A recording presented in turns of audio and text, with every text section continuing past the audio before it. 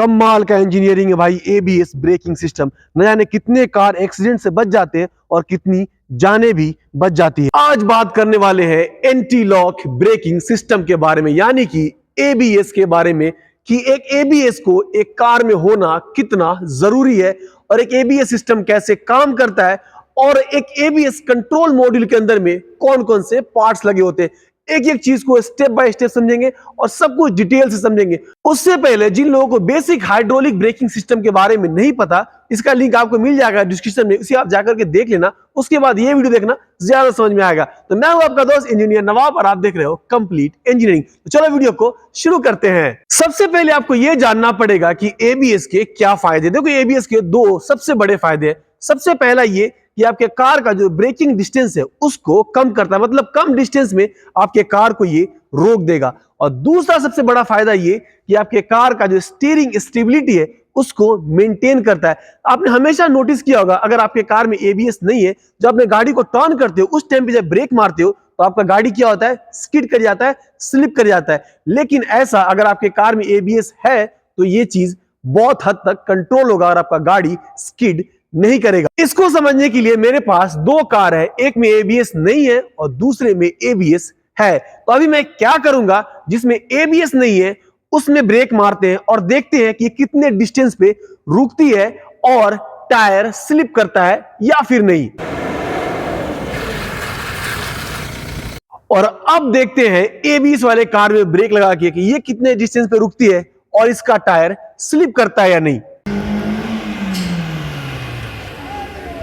तो देखा आपने, दोनों में फर्क आपको सीधा दिख गया होगा कि जो नॉन एबीएस है वो कितने दूर के बाद रुका और दूसरा चीज इसमें टायर कितना स्लिप किया। लेकिन जिसमें एबीएस था वो कम डिस्टेंस में रुक भी गया और टायर भी स्लिप नहीं हुआ। लेकिन ये हुआ कैसे? देखो, जिस कार में एबीएस नहीं होते उसका व्हील लॉक हो जाता है। लॉक होने की वजह से क्या होता है, जो उसका टायर है वो स्लिप करके दूर चला जाता है। लेकिन जिस कार में एबीएस होते हैं उसका व्हील लॉक नहीं होता है, इसीलिए इसको बोलते हैं एंटी लॉक ब्रेकिंग सिस्टम। इस सिस्टम में क्या होता है, व्हील लॉक होता है, फिर ये फ्री होता है, फिर लॉक होता है, फिर फ्री होता है। ऐसा करने से ब्रेकिंग डिस्टेंस कम हो जाता है और कार कम डिस्टेंस पे रुक जाती है। लेकिन एक सेकेंड, जो टायर ज्यादा घिसा उसमें तो फ्रिक्शन ज्यादा जनरेट हुआ, इसको तो जल्दी रुकना चाहिए था। लेकिन जो टायर कम घिसा वो जल्दी रुक गया।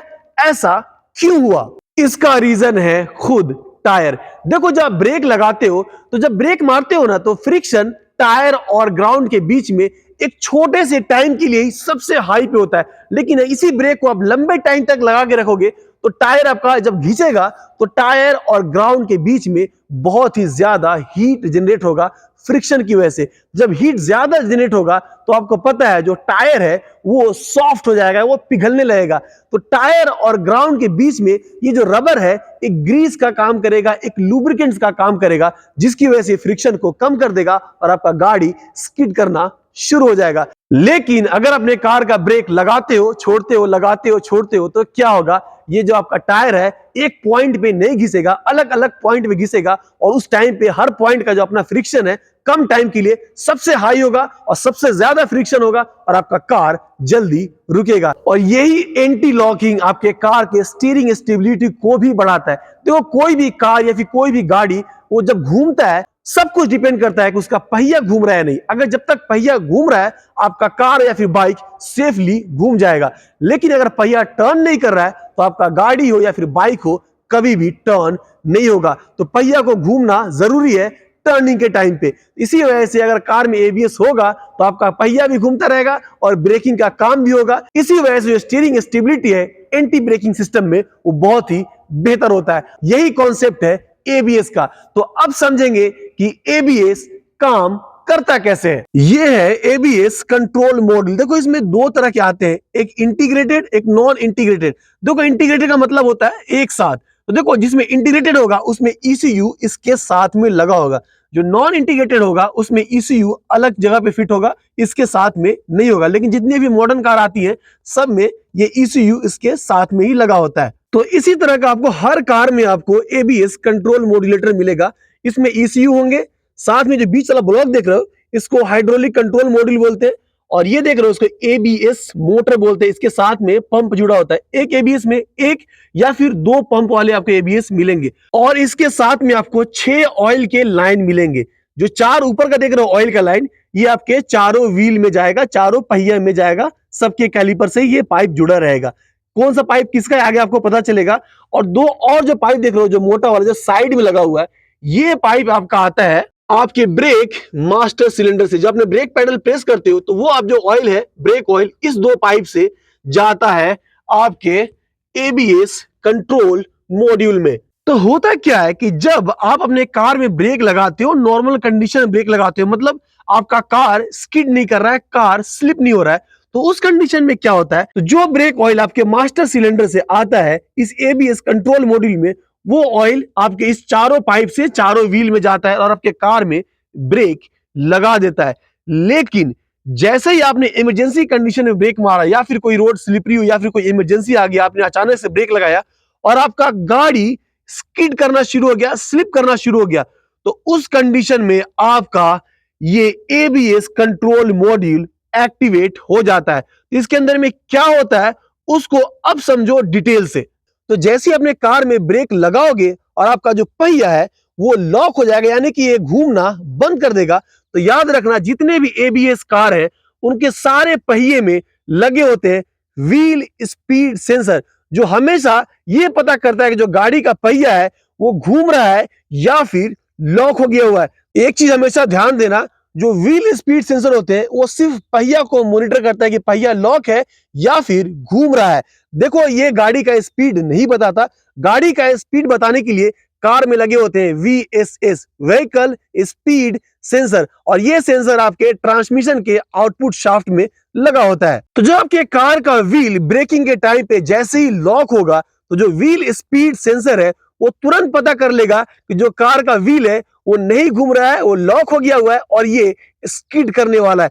तो ये जो व्हील स्पीड सेंसर है तुरंत सिग्नल भेजेगा एबीएस कंट्रोल यूनिट को कि जो व्हील है वो नहीं घूम रहा है, इसका प्रेशर रिलीज करना पड़ेगा। तो एबीएस कंट्रोल मॉड्यूल क्या करेगा, तुरंत जो ब्रेक ऑयल प्रेशर है उसको रिलीज कर देगा, जिसकी वजह से क्या होगा, ये जो व्हील है आपका वापस से घूमना शुरू हो जाएगा और आपका कार स्किड नहीं करेगा। और जैसे ही वापस ये व्हील घूमना शुरू होगा फिर एबीएस क्या करेगा, हाई ब्रेक ऑयल प्रेशर की मदद से वापस से इसमें ब्रेक लगा देगा। फिर जब ये व्हील लॉक होगा फिर से ये प्रेशर को रिलीज कर देगा और आपका पहिया घूमना शुरू हो जाएगा।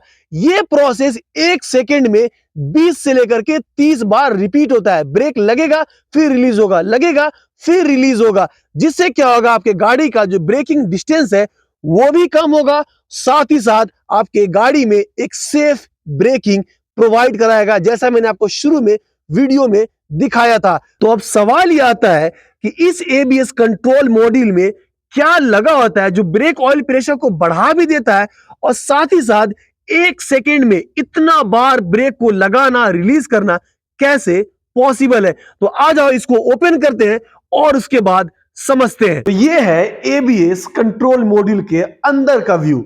इसमें एक आपका मोटर होता है, दूसरा आपका आता है इसमें लगा हुआ ये पंप। मैंने आपको शुरू में बताया एक भी हो सकता है और 2 भी हो सकता है, तो इसमें 2 पंप लगे हुए हैं और तीसरा आता है आपका सोलेनॉइड वाल्व। तो अब ये काम कैसे करता है, तो देखो जब ब्रेक मारते हो तो आपका जो ब्रेक है बहुत ही पावरफुल होना चाहिए कि जब इंस्टेंट आपके गाड़ी का जो पहिया है वो रुक जाए। तो इसी वजह से एबीएस मोटर लगे होते हैं। ये मोटर क्या होता है, तेजी से ब्रेकिंग के टाइम पे घूमने लगता है, जिससे क्या होता है जब ये मोटर घूमता है तो ये जो पंप है ये काम करना शुरू हो जाता है। तो ये पंप क्या करता है, ब्रेक ऑयल का जो प्रेशर है उसको बढ़ाता है। जितना ब्रेक ऑयल का प्रेशर होगा आपका गाड़ी में जो ब्रेकिंग है उतना ही स्ट्रांग होगा और आपका गाड़ी तुरंत रुक जाएगा। और आखिरी में आता है आपका सोलेनॉइड वाल्व। देखो एक मॉड्यूल में 8 वाल्व होते हैं या फिर 12 वाल्व भी होते हैं, तो इसमें 8 वाल्व वाला है, मतलब एक पहिए के लिए 2 वाल्व आपका ब्रेक प्रेशर को रिलीज करता है।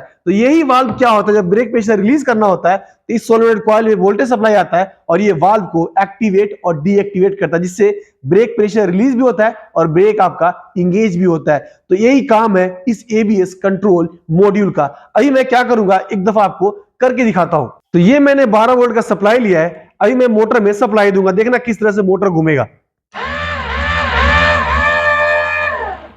इस तरह से मोटर घूमता है और ऑयल को पंप करता है ब्रेकिंग के टाइम पे। आप नोटिस करना, जब आप एबीएस कार चलाते हो तो ब्रेकिंग के टाइम पे क्या होगा, आपका ब्रेक पैडल में एक वाइब्रेशन आएगा, वो इसी मोटर का वाइब्रेशन आता है। अब मैं एक दफा सोलेनोइड वाल्व को एक्टिवेट कर दिखाता हूं। देखा आपने? तो इस तरह से ये वाल्व एक्टिवेट और डीएक्टिवेट होता है और इस तरह से ये मोटर काम करता है। और अब बात कर लेते हैं ब्रेक ऑयल लाइन के कनेक्शन के बारे में। देखो, मास्टर सिलेंडर का जो पहला वाला पाइप आएगा वो गाड़ी के आगे वाले ही टायर का राइट में ब्रेक लगाएगा और पीछे वाले के लेफ्ट में लगाएगा। सेम जो दूसरा आएगा वो पीछे वाले के राइट में लगाएगा और आगे वाले के लेफ्ट में लगाएगा। क्रॉस ब्रेकिंग लगता है किसी भी कार में, ताकि आपका गाड़ी का जो स्टेबिलिटी है वो मेंटेन रहे और गाड़ी ब्रेकिंग के टाइम पे किसी एक साइड में नहीं भागे। तो ये था पूरा एक डिटेल वीडियो एबीएस के बारे में। उम्मीद करता हूं कि वीडियो अच्छी लगी हो। अगर वीडियो अच्छी लगी हो प्लीज चैनल सब्सक्राइब कर देना, मुझे भी सपोर्ट करो। चलो मिलते हैं नेक्स्ट वीडियो में।